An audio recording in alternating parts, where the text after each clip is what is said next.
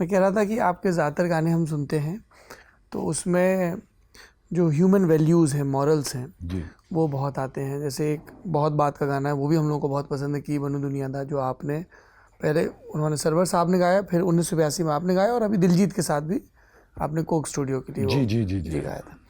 Boot polish हम देखते हैं तो बहुत वैल्यूज़ पे जोर है। अभी हम लोग 80s के दौर की बात कर रहे थे, मिलिटेंसी की बात कर रहे थे, उसी दौर में चमकीला जैसे सिंगर भी थे, जी पिछले जी दिनों उन जी पे जी फिल्म भी बिल्कुल बनी। बेशक। आपकी मुलाकात हुई कभी उनसे? हाँ, चमकीला जी से मुलाकात हुई थी मेरी, हुई थी।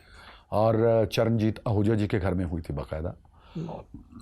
और मेरे सुबह 5-6 बजे के करीब वो अपनी जगह पे रुखसत हुए, हम अपनी जगह पे हमारी रिकॉर्डिंग चल रही थी, वो उनको मिलने के लिए आए हुए थे, चरणजीत आहूजा जी को। तो हमारी रिकॉर्डिंग चल रही थी HMV में, दरियागंज में, दिल्ली में। वहीं से हमारी शुरुआत हुई थी। गाना दिल दा मामला जो रिकॉर्ड था, और उसके बाद फिर मस्ती आई, फिर दिल होना चाहिए जवान, उमराज की रखे, बाकी दियां गल्लां छड्डो, दिल साफ होना चाहिए, वो गीत था। आजकल मुंडे कुड़ियां नूं सब माफ होना चाहिए। क्योंकि मैं इसलिए पूछ रहा था ये सवाल, क्योंकि उनके गाने और आपके गाने बहुत ज़मीन आसमान का फ़र्क है बोल में। उस वक्त जो चलता था ना जी, गाने चलते थे थोड़े से डबल मीनिंग चलते थे। जब मेरा दौर शुरू हुआ, मतलब मेरे से फिर लोगों ने कहा कि यार, लोग कहते थे कि यार इनके जो पंजाबी गाने हैं, दिल्ली तक ऐसा ही था कि यार नहीं, यार पंजाबी तो ऐसे होते हैं। तो आसा सिंह मस्ताना, सुरेंद्र कौर जी के गाए गीत बहुत मतलब मानते थे, वो थोड़ा कल्चरली स्ट्रॉन्ग थे सॉन्ग जेड़े, तो अच्छे अच्छे गीत थे। तो वहाँ फिर एक दौर था, मतलब उसमें थोड़ा डबल मीनिंग चल जाता था। तो लोग, गांव के लोग अपने तरीके से एंजॉय करते हैं, उनको इंटरटेनमेंट तो कोई है ही नहीं था गांव में, तो यही चीज़ों से, शब्दावली से मज़ा ले लेते थे वो। जैसे भोजपुर बिहार में कितना सीधा साधा ही बिल्कुल काम, भोजपुरी का स्टाइल जो है, जो उनके गीत सुने थे तो आप फिर अब कहाँ तक पहुँच जाते हैं। तो वो फिर मेरा जो अंदाज़ था, मैंने जो पहली दफ़ा किसी ने, मैं यहाँ पे एक हाउस ऑफ म्यूज़िक, ये ऑर्केस्ट्रा था जिनके साथ मैं करने आया था, प्रोग्राम करने के लिए आता था, जिनकी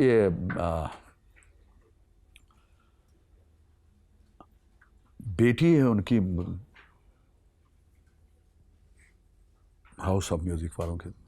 तो खैर उनकी बात, मुझे कहा कि आपके गाने बहुत अच्छे हैं जो आप स्टेज पे गाते हैं, तो हम इसको रिकॉर्ड करना चाहेंगे।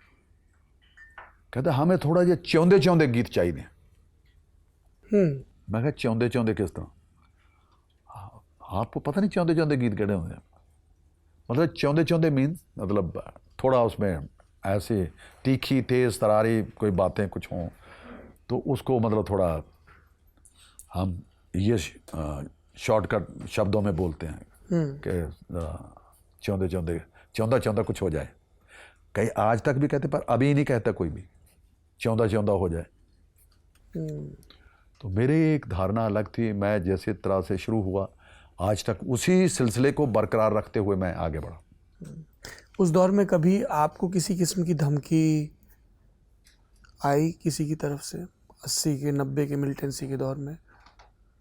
उस वक्त किसी ने, हाँ, ये मतलब एक खत ऐसे किसी ने कई दफ़ा डाल देते हैं, ऐसे कई लोग बीच में डाल देते हैं ऐसे चीज़, या जेलसी पॉइंट ऑफ व्यू से कोई हमारा कोई कलाकार भी हो सकता है किसी ने डाला हो, या हमारे किसी, मैं वो कह नहीं सकता कि क्या था, मगर एक चिट्ठी आई थी कि ऐसे वाहिगुरू जी का खालसा वाहिगुरू जी की फतेह, ये हम दुश्मन को भी बुलाते हैं।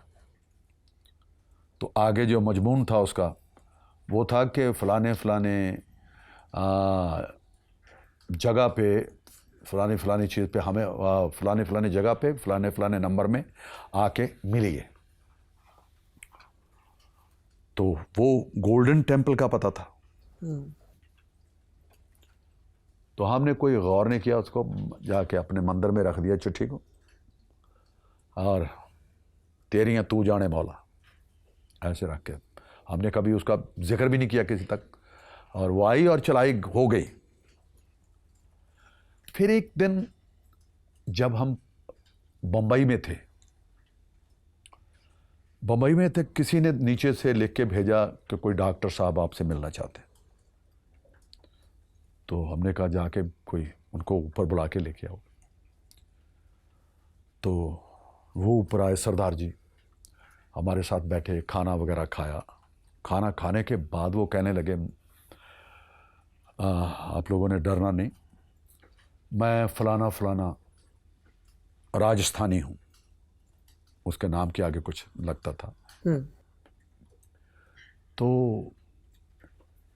मैं फिर उनसे फिर हम खुल गया। मैं क्या आप कहते, हमारी ज़िंदगी बहुत थोड़ी दिन की थी, मैं चाहता था कि मैं आपसे मुलाकात करूं, मेरी तमन्ना थी। वो चरमपंथी थे? हाँ, उस वक्त वो थे। हाँ जी। तो तभी उन लोगों ने बताया, मतलब डॉक्टर कह के भेजा, तो डरना नहीं, मतलब मैं उन्हीं में से हूँ जिनके बारे में आप लोग सुनते हैं, कहानियाँ पढ़ते हैं। तो मेरा नाम फलाना फलाना है। तो हमने एकदम, मतलब यार ये तो बहुत मशहूर मतलब व्यक्ति है। तो उसने कहा, मैं सिर्फ मैं आप मिलने के लिए आया था। मैं हाँ, मैं कहा जी आपके कुछ लोगों ने हमारे साथ वो चिट्ठी वगैरह लिखी थी। कहता हमारे लोग चिट्ठी नहीं लिखते, ऐसे नहीं, हमारे लोग तो आपको बहुत प्यार करते हैं।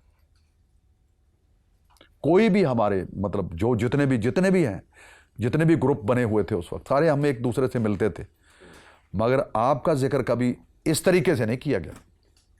और मुझे याद है मणिकर्ण गुरुद्वारा साहब में, वैसे हम माथा टेकने के लिए गए थे, कुल्लू मनाली हमारा प्रोग्राम था टूरिज्म की तरफ से। तो करते करते हम कहा गुरुद्वारा साहब माथा टेक के आते हैं, मणिकर्ण साहब। तो रात तक पहुँचे, वहाँ पे पहुँचे तो वहाँ पे कुछ लोग मिल गए, कहते जी हमारे बाबा जी बुला रहे हैं। मैं कहा चलो जी।